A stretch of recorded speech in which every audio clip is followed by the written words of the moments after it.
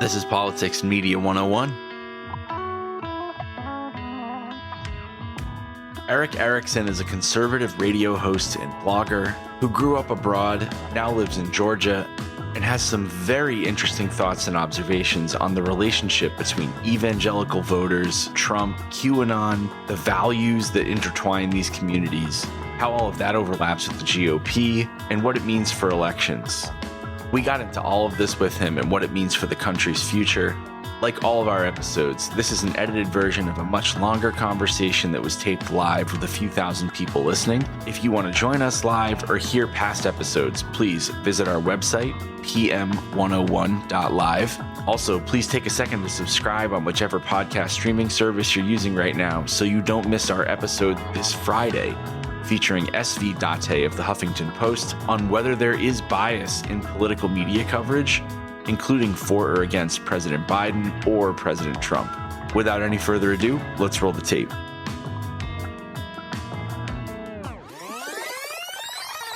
Until we were getting ready for this discussion, I did not know that you, like me, had also grown up in the UAE, in the United Arab Emirates, and we have something in common that I didn't realize until today. So you were living there in a different time than I was, but I'm interested to hear how maybe that experience might have shaped your perspective on the world. It did. So I moved to Dubai when I was 5. My dad actually he worked for Conoco Oil. And when I was 5 years old, he was working in the Gulf of Mexico. He had gotten a promotion to production foreman, which means he was in charge of a platform. And they said, okay, you've got to move now. Pick Dubai, Jakarta, Indonesia, or the Canary Islands. Well, okay, let's go to the Canary Islands.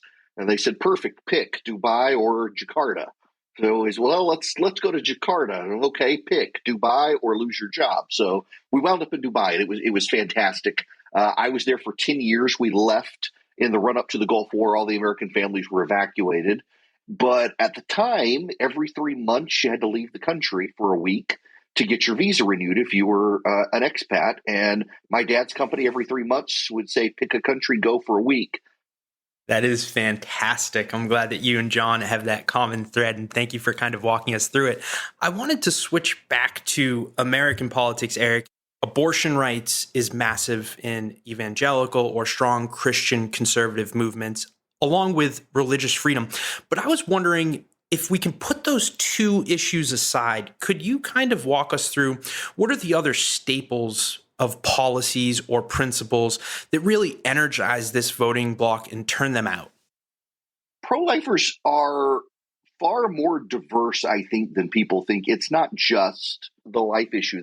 There's a larger issue for evangelicals in America that is premised more on small government conservatism in a way, in large part because, like I explain to people in my conservatism, that if we're all sinners, I want as few in charge of me as possible.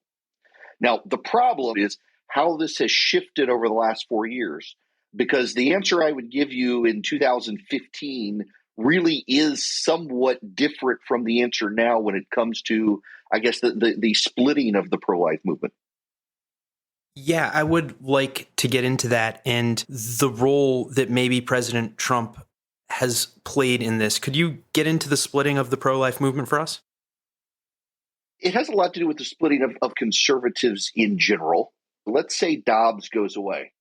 There will be the pro-lifers who will feel like they've won the argument. There will be the pro-lifers where I am, very Christian-oriented evangelicals who think, okay, now the real work begins. Because now we're going to have all of these kids who we otherwise would not have. How do we alter the social safety net to accommodate their existence? How do we help their mothers? How do we help their fathers? How do we help their families? Now that you have this split within conservative movement where you have a swing towards, for lack of a better term, national populism, I think on some sides, you have a certain segment of the pro-life movement that has moved with this to let's impose our values on everyone else, as opposed to give us a safe harbor, leave us alone, let us practice our faith and don't push your secularism on us. It'll be, we're going to create essentially a new American order that kind of does impose a Christian worldview on the country. Now, that's alluring, I think, to anyone who's a Christian evangelical, but the reality is there are more people who disagree with that than agree with it, and all conservatives would be doing is setting up the power structures to ultimately come after them later. I think it would be foolhardy. That's the big divide within evangelicals now as to their motivating factors to get out and vote. Do they want to have a niche where they're welcome in the public square, or do they want to control the public square? Well, you just hit on the strand of populism running through the evangelical movement with people that want to use the government as a blunt tool to impose their type of life on everybody else, or more sinisterly, make their opponents hurt. Is this type of view of government really compatible with the principles that our country was founded on and the spirit of the laws of the Constitution? Oh, it's absolutely not compatible, but a lot of them don't care, I think. And I look, I should probably work on sounding a little more graceful with this. First of all, I think a lot of the people who have embraced this worldview don't really have it. They don't really have a comprehensive worldview of it. There are bits and pieces of it, and a lot of it I just find to be like, it works well on Twitter where you control your opponents, but as an actual matter where you can churn out a white paper that discusses a policy and how it would apply, none of it seems to make sense to me other than, does it piss off David French? That seems to be the test being used right now. Does David French hate it? If David French hates it, then I guess they're on the right track. You can't use the government to impose your values on others as a conservative, because there are more non-conservatives in the country than there are conservatives. So all you're doing is creating the monster that then eats you. And I've been trying to make this point, but David French agrees with me, so I guess I'm in the wrong. You're going to get eggs thrown at your house if you keep it up. Yeah. We were discussing another nightmare scenario with David Gergen recently, I think about a week or two ago. And it has to do with the populism, Eric, moving through the right, the conservative right, and more so even the Trump right. So I'm going to call it the populist right. At the state and local level, there is a push where these conservative Trump right candidates are running on a platform to eventually overturn the electoral votes of the state that they're in if the vote doesn't go their way. David Gergen said that this was his nightmare scenario. If this were to be attempted in 2024 and it was a close election, and let's say they were able to throw out the Georgia votes, for example, send two dual states of electors to Congress and that flipped the election, he doesn't think that Democrats would be able to stop it, or there'd be enough strong voices in the Republican Party in the House to stop it. Is this a realistic fear? I think the ground is being laid by Trump, but he's also being advised by a lot of people who thought that Hugo Chavez's ghost and the Iranians were somehow able to hack Dominion voter system machines. So it looks good on paper to them, but in reality, it's not the way it works. And I do think even a 6-3 Supreme Court where he's put 3 of them on would shut it down, because in large part, if you read the law coherently, with election lawyers, not DUI lawyers who suddenly decided that they wanted to be elections experts. I was an elections lawyer, by the way. So not Sidney Powell, not Lynn Wood. Yeah, not Sidney Powell, not Lynn Wood. The constitutional designation for the Electoral College and how you select the electors is, does the legislature appoint the electors themselves, or do they base it on the popular vote of the state? That's what the Constitution means. The law is pretty clear on this fact. And while they can alter the Electoral College Act to clarify that for the idiots in the crowd, they don't really need to clarify it that much for the lawyers necessarily. The precedent's been set. So you can have all these people show up, become elected officials, and then throw out the election. But they can't really do that because unless they get the legislatures of the several states to say, you know what, actually, we want to ignore the will of the people and do this ourselves, well, then they've already bound themselves to the popular vote. I think it gets to the Supreme Court and they say no.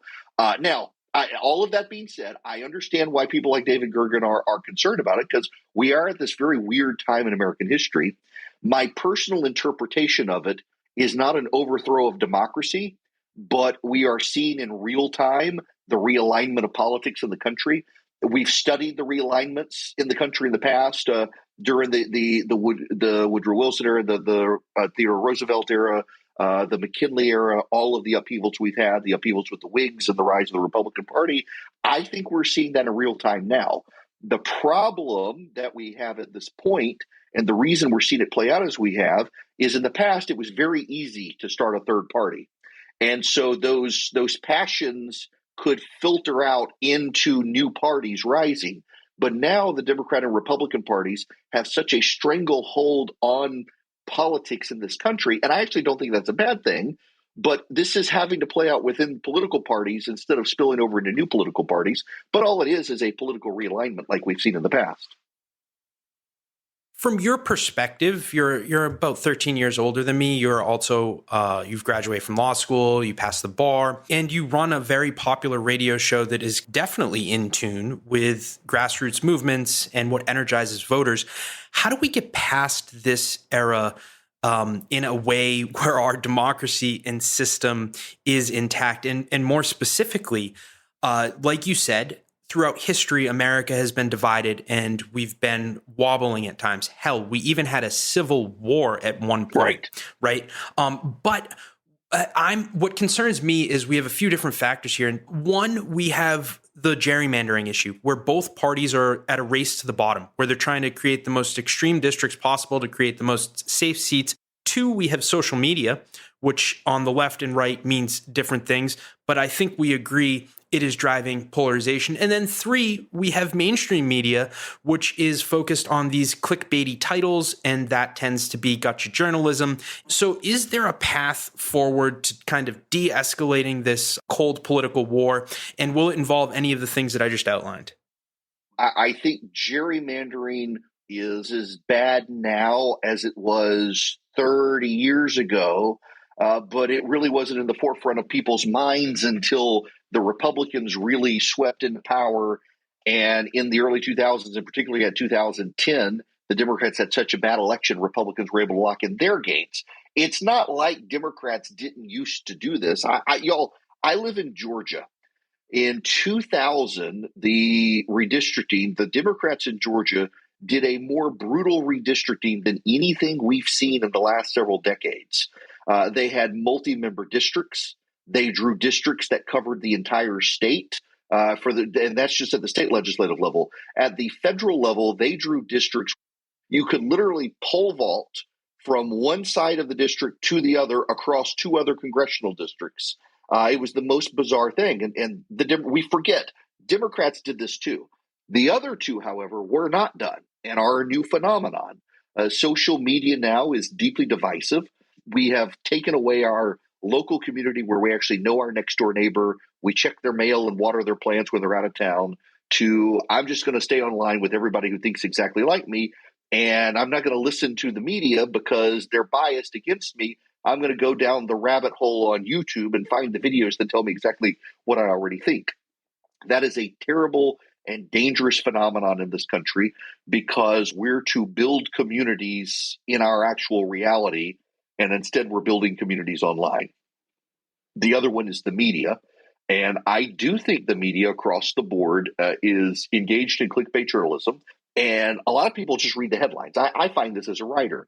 I will write a headline designed to provoke people to come read the underlying article and forget, the dumbasses, they're just gonna read the headline and they're not gonna come read what I actually wrote that explains the headline. And it happens all the time. We've become a clickbait culture of no attention span. Now, my preferred solution is probably the one that we're never going to get to, and that is stop worrying about Washington, D.C. You really want to fix the country, worry about your city. Now, I tell my conservative listeners on radio all the time, go find your battered women's shelter, go find your homeless shelter, go find your soup kitchen, go find your Goodwill, go volunteer there. If you're improving your local community, you will eventually wind up improving your state. You improve your state, you'll eventually wind up improving Washington and the federal government. But at this point, everybody left and right looks to Washington as where every solution is going to be solved and every problem is going to be fixed. And the reality is, from George W. Bush to Barack Obama to Donald Trump to now Joe Biden, our lives have not dramatically changed from administration to administration. At the state and local level, though, our lives can profoundly change, as we've seen with parental revolts over school boards. And conservatives have done a much better job, Eric, at focusing on those state and local levels than the Democrats. I don't know that we do anymore. Man. So I actually, here's my working theory. I shared this with James Carville one time. He told me I had merit in it. I think Bill Clinton was the most destructive president for the conservative movement in American history. Even though you look at the numbers, Republicans swept into power. Here's the problem. So many Democrats were comfortable becoming Republican because of Bill Clinton's behavior. Groups like the Heritage Foundation and other conservative groups no longer had to develop a skill to work across an aisle to develop a public policy that could be shared on a bipartisan basis. All they had to do was keep it in-house. And as long as the Republicans were dominant, they could get it done. And we lost over time the ability to reach out across the aisle and find some level of conservative consensus when, at a philosophical level, more Americans say they're conservative than liberal, but at a practical level, maybe they aren't. But I think we lost that ability because all the Democrats who had been conservative suddenly were Republicans. There was no need to reach across out. And now we're back to the point where you need to. Okay. And for the longest time, Justin, I'll concede for a very long time, conservatives, I think, really did spend a lot more time focusing on state and local solutions. But in the age of Trump and beyond, I think they kind of looked at Washington as where everything was going to be fought. And that mindset of Washington solves every problem and creates every problem is nationally to our detriment. The founders, I think, were way smarter than us and embraced the idea of federalism. And you have horizontal and vertical federalism, horizontal states versus states, federal or vertical being the federal and the state level. And we need to re-embrace federalism to solve the problems. A recent study by the Survey Center on American Life found that white evangelicals are more likely than other Republican factions to believe in conspiracies relating to the deep state, QAnon, and that Antifa was responsible for the Capitol attack. You're saying religious terrorist groups, and it's hard to imagine that isn't a bit of hyperbole when we're talking about evangelical Christians who believe in Q. Are you overstating the case, or is that really what you're seeing in your research? This is more about the potential, what we see going forward. The world goes under deep state Illuminati possession. What next? Shut your churches down? The pedophiles, the Satanists. Take your kids out of your home? With their wicked plots. Rape your wife? You think we are on the losing side? Well, you better look at history. But I do want to shift down to Georgia. Trump is also playing a massive, massive role in Georgia politics. We can just look at the two Democratic senators that he helped so feverishly to elect, or we can look at his endorsement and pushing Herschel Walker into the race, and then the inter-party feuding between David Perdue and Brian Kemp that is going on for governor.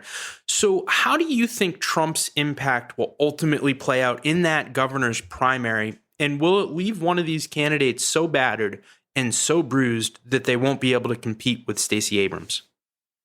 Where do I begin here? Let me begin with a number.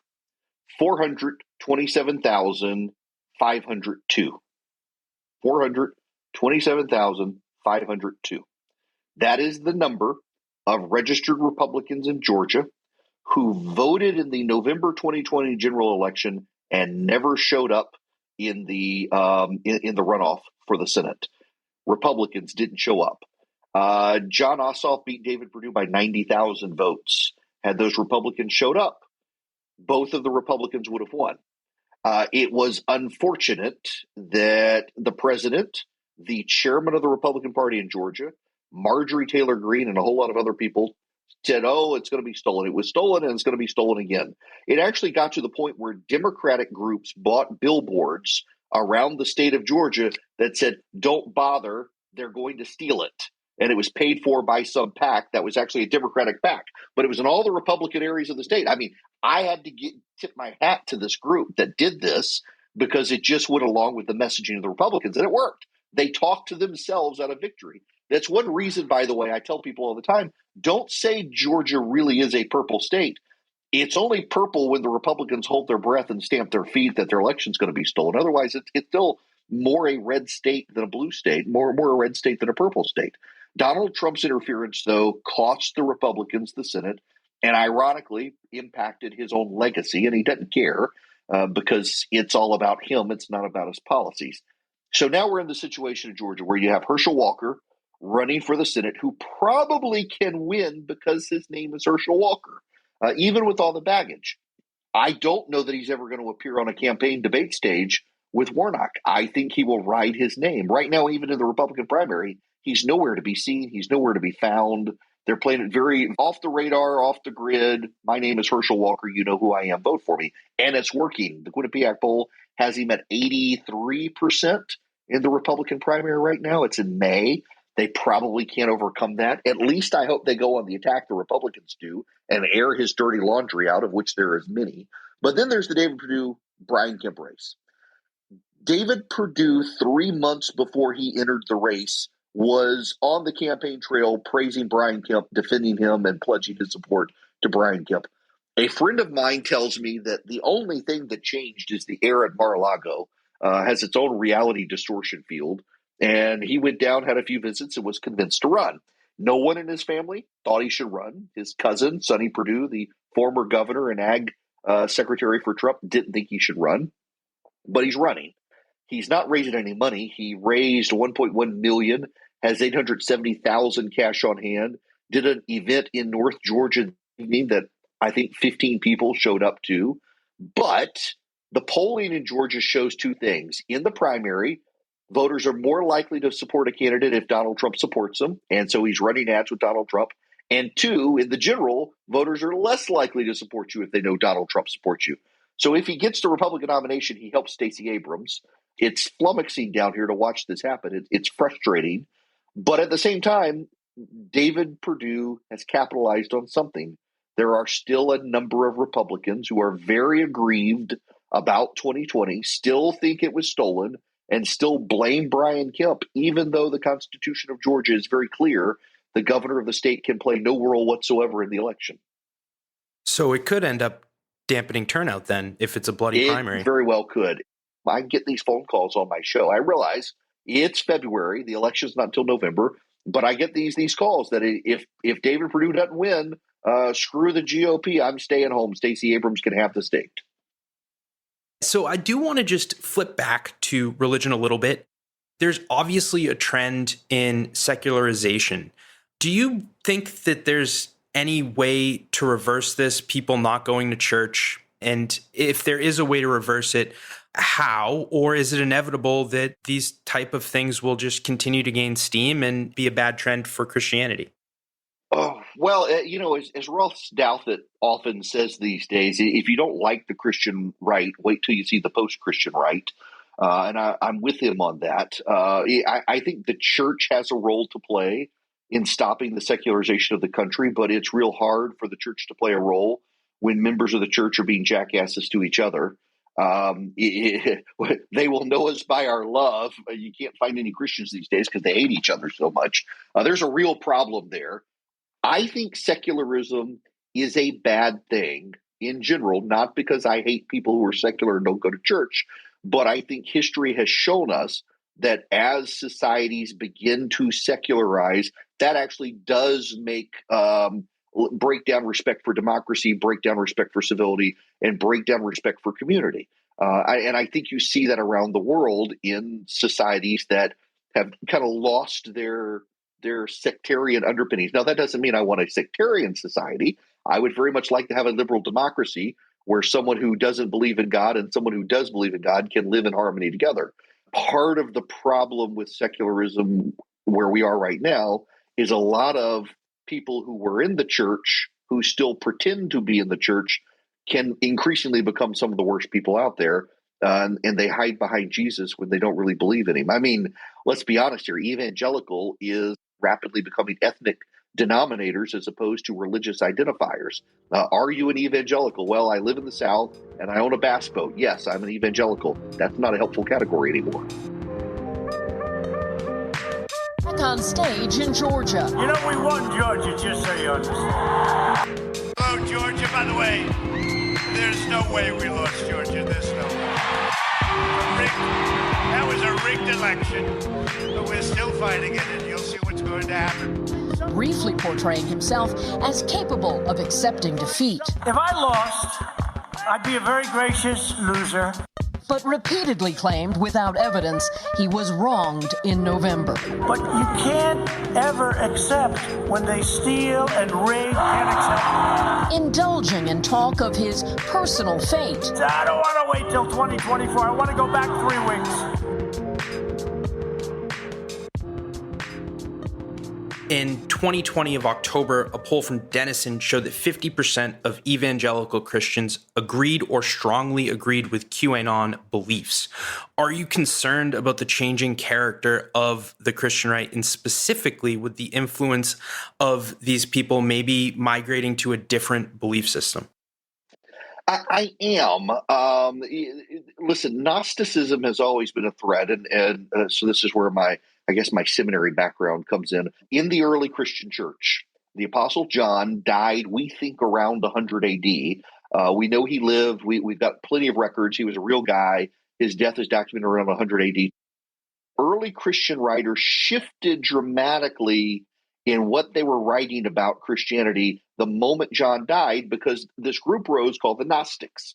And the Gnostics believed they had some secret knowledge where if you embraced them and learned their ways and read their sacred texts, you would be enlightened into who Jesus Christ really was, and you would have a path of enlightenment that excluded the rest of the world. Now, that's not Christianity. And a lot of early Christians had to turn and write and challenge them. Gnosticism has never gone away. QAnon is a form of Gnosticism. You have to read certain texts and watch certain videos and listen to certain people, and they enlighten you into the way the world works. That's very alluring to people within the Christian faith who see the world going to hell in a handbasket, so to speak, in their view, and there's got to be something more here, and they go find it. That said, I would push back on the survey to some degree in that not only have I been in seminary, I am in regular contact with evangelicals around the country, evangelical ministers around the country. I preach in churches, and every single person I know believes that overstates the embrace of QAnon. And most people don't even know what the hell it is, including inside the church. That being said, I have encountered it in churches, but I also encountered it out in society in general. Aaron, over to you. I wanted to ask you about GOP Senate recruitment. There's been a bunch of what I would describe as kind of blue chip candidates who have declined to run. So I think most recently, Governor Hogan in Maryland, there's Sununu. There's been a couple others around the country who have declined to run, even though it seemed like they were probably the GOP's best chance. And I'm wondering if you could just talk a little bit about why you think that is and what impact, if any, you think will have on this upcoming election. Thanks. I mean, would you want to run as a Republican when you got the RNC out there censuring Cheney and Kinzinger, whether you agree with them or not? They look like a bunch of idiots. Well, I would like to run in 2022. Well, no. You have to rerun 2020 before you can run in 2022. I wouldn't want to put up with that crap. I don't blame them for not wanting the headache. If I were a governor, I wouldn't want to be in the United States Senate. And in fact, when you hear from some of the governors who are in the United States Senate, they say it's the most miserable job ever. If I were a businessman, why would I want the attacks on me and my family, particularly getting through a primary when to some degree they're all having to do this kabuki theater where they have to dodge the questions about 2020, not just from the CNN reporters who are trying to play gotcha with them, but from the crowd that shows up as well and is convinced that January 6th was the most patriotic day since the storming of the Bastille, and 2020 was stolen by Hugo Chavez's ghost. Why would you want to put up with that? So I get it. I totally get it. And if I sound a little bitter by it, I'm just deeply frustrated with the Republican Party's inability to move beyond the mythologies they've told themselves about all of this crap. I don't think in Georgia they're going to have any sway. Herschel Walker is going to be it. But in Pennsylvania, no, I think we'll find someone better than Dr. Oz. In Ohio, there are a lot of people. I think J.D. Vance and Josh Mandel are going to destroy each other. That'll allow someone else to rise. I just find it fascinating that everybody ignores Nevada. It's like the one state where every single Republican has rallied around Adam Laxalt. Now, full disclosure, he's a friend. I think he's a great candidate. But it's like the only state where the Republicans have found one person they all agree on. And therein lies the answer to your question of, my gosh, why would you want to go through the hell of a Republican primary in 2022 where every question is going to be about 2020? We will go to our last question of the night from Mr. John Gunnison. John, over to you. Thanks again, Eric. So I want to ask you a question about the media and how you fit into the media ecosystem. These standalone media outlets like the Weekly Standard or Red State that would criticize Trump got into a bit of trouble. We know that the Weekly Standard got shut down. I know that it was quite difficult to try to steer Red State through the primary process and the early years of the Trump presidency for this reason. And so you've chosen a subscription model with the new Substack venture. And so I want to know, who is your audience? Can you tell us who is the average subscriber to your newsletter? Where do they fit into the political spectrum, and how do they feel about these issues that are dividing the conservative movement? Okay, so let me take this a roundabout way. I was at CNN for 3 years, and then I moved to Fox in 2013. When 2015 rolled around and I uninvited Donald Trump from my Red State event, that was about the last time I got on Fox with any regularity. Couldn't be at Fox, really, on TV if you were critical of Trump. It was not a fun job to be someone who was a Republican, was a conservative, but wasn't willing to hump the leg of the candidate. And it got to be performance art. So I left. Now, after that, I started getting regular invites on other news networks. The moment in 2019 I said I'd be willing to vote for Trump in 2020, even if I had to hold my nose, all the media invitations disappeared. I mean, I was doing some shows twice a month and suddenly gone because I was no longer a Trump critic who wouldn't vote for him, but I was a Trump critic who would still vote for him. My subscribers tend to be center-right evangelicals who think the whole world has lost its freaking mind. And they tend to look at me and say, I at least value your perspective because you're still saying the same things you were saying in 2015 and 2016. I don't actually get any of the money from my subscribers. The money goes to pay the satellite costs, the board op costs, the producer costs to get my show on radio in lieu of advertisers. And it's worked. I'm able now to have a nationally syndicated show and cover the satellite fees and everything else for conservative radio. It is a lot of people who consider themselves faith-based voters who look at how evangelicals went all in with Trump and are really horrified by it and don't like the way the Republican Party is shaking out, even as they agree with a lot of the policy. That's all we have for you today. Again, huge thanks to Eric, to our audience for their questions, and to you for being here. Like all of our episodes, this is an edited version of a much longer conversation that was taped live with a few thousand listeners. If you want to join us live, ask one of our upcoming guests a question, or hear past episodes, please visit our website, pm101.live. And please also take a second to subscribe on whichever podcast streaming service you're using right now so you don't miss our next episode this Friday with SV Date of the Huffington Post on whether there is bias in political media coverage, including for or against Presidents Biden or Trump. This has been Politics and Media 101, produced in partnership with Clubhouse. I'm Jeff Browning on behalf of Justin Higgins, our co-founder, and our team. Thank you very much for being here. We hope to see you and hear from you soon.